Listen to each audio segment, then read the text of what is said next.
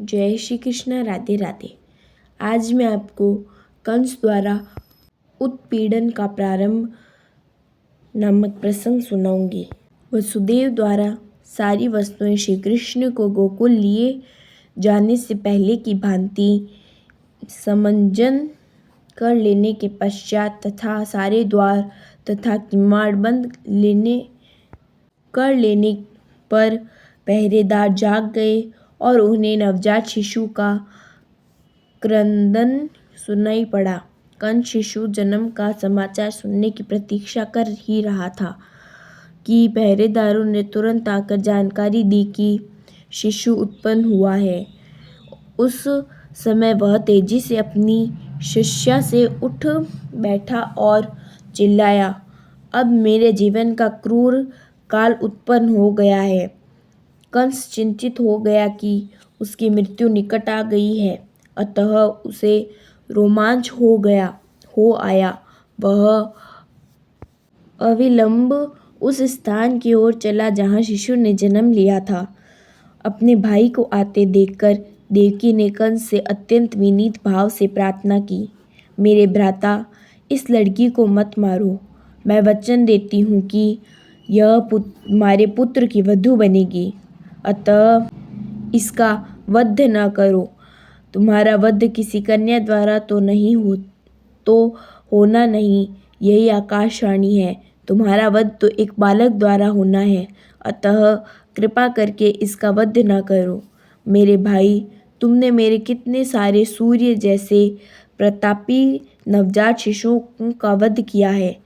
यह तुम्हारा दोष नहीं है। तुम्हारे आसुरी मित्रों ने मेरे पुत्रों को मारने की सलाह दी है, किंतु अब मैं प्रार्थना करती हूँ कि इस कन्या को तो न मारो, इसे मेरी पुत्री बनकर जीने दो।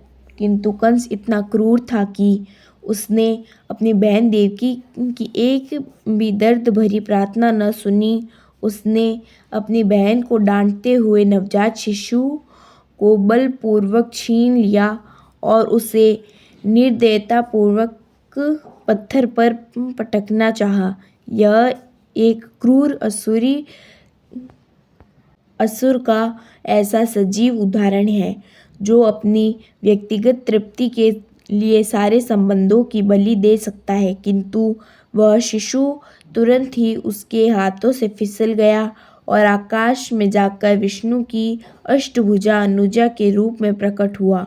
वह सुंदर वस्त्रों, पुष्प मालाओं तथा आभूषणों से सुशोभित थी और अपनी 8 भुजाओं में धनुष, भाला, तीर, तलवार, शंख, चक्र, गदा तथा ढाल धारण किए हुए थी। कन्या को प्रकट होते देखकर, जो वास्तव में देवी दुर्गा थी, सिद्ध, चारण, गंधर्व, अप्सरा, किन्नर तथा उर्ग लोकों के सारे देवतागण उसे विविध वस्तुएं भेंट करने लगे और अपनी ओर से प्रार्थनाएं करने लगे। ऊपर से उस देवी ने कंस को संबोधित किया, अरे धूर्त, तू मुझे कैसे मार सकता है? तुझे मारने वाला बालक इस संसार में कहीं पहले ही प्रकट हो चुका है। तू अपनी बहन के प्रति इतना क्रूर मत बन। इस प्राकट्य के बाद देवी दुर्गा विश्व के विभिन्न भागों में भिन्न भिन्न नामों से विख्यात हो गई। आगे का प्रसंग मैं आपको अगले वीडियो में सुनाऊंगी। जय श्री कृष्ण। राधे राधे।